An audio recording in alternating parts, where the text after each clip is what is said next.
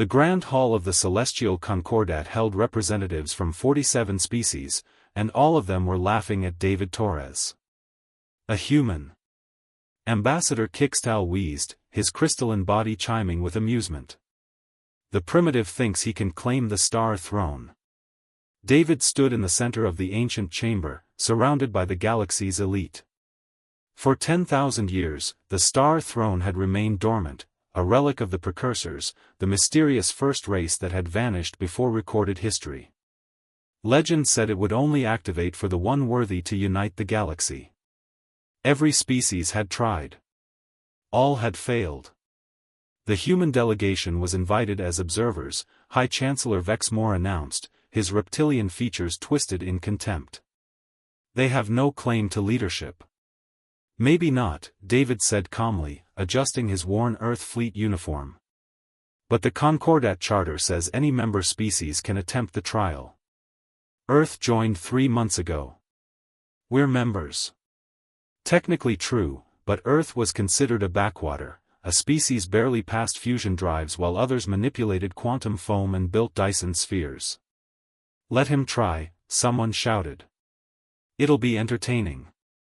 The human will embarrass himself, Kixtal agreed. The throne has rejected the finest minds, the strongest warriors, the wisest philosophers. What could a species that still experiences war possibly offer? David walked toward the throne, a construct of impossible geometry that hurt to look at directly, built from materials that shouldn't exist, glowing with captured starlight from the universe's first dawn. You're right, he said, stopping before the seat. We still have wars. We still fight among ourselves. We haven't solved poverty or inequality or any of the big problems. He placed his hand on the armrest. But we keep trying. Every single day, we try. Meaningless sentiment, Vexmore scoffed. David sat. The laughter died instantly. The Star Throne erupted with light, not the cold luminescence of technology, but warm, golden radiance that felt alive. Ancient mechanisms whirred to life after millennia of silence. Holographic displays materialized in languages dead for eons, then shifted, translating themselves into every tongue represented in the hall. David gasped as information flooded his mind, not painfully, but like remembering something he'd always known. Star charts. Ancient histories. Technologies beyond comprehension. And something else, a question, asked in a voice that felt like the universe itself. Why do you seek to lead? Asterisk. The throne was testing him. David knew every representative present could hear his answer through the psychic link now connecting them all. I don't, he said honestly. I'm not special. I'm just stubborn. Humans are stubborn. We see impossible problems and throw ourselves at them anyway. We fail constantly. But we get back up. Others have said this. Asterisk. But did they believe it? David felt the throne reading him, seeing every doubt, every fear, every failure in his past. I've failed more times than I can count. Lost people I loved. Made decisions that haunt me. But I'm still here, still trying to do better. The golden light intensified. The precursors did not build this throne for the perfect, asterisk the ancient voice resonated through every mind. Asterisk, they built it for those who understand that leadership is not about being worthy, it is about accepting unworthiness and leading anyway. Asterisk. The throne's armrests shifted, conforming to David's grip.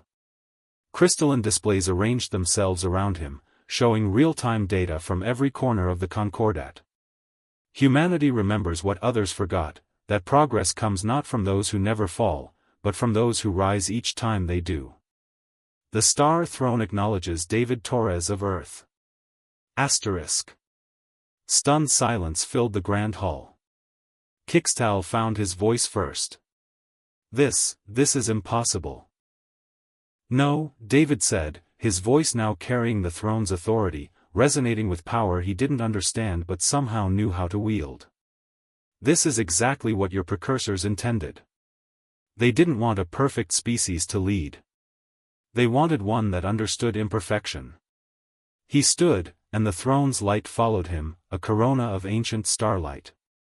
So here's what happens next: we're going to stop pretending we have all the answers. We're going to admit we're scared, we're flawed, and we don't know what we're doing half the time. David met the eyes of every representative.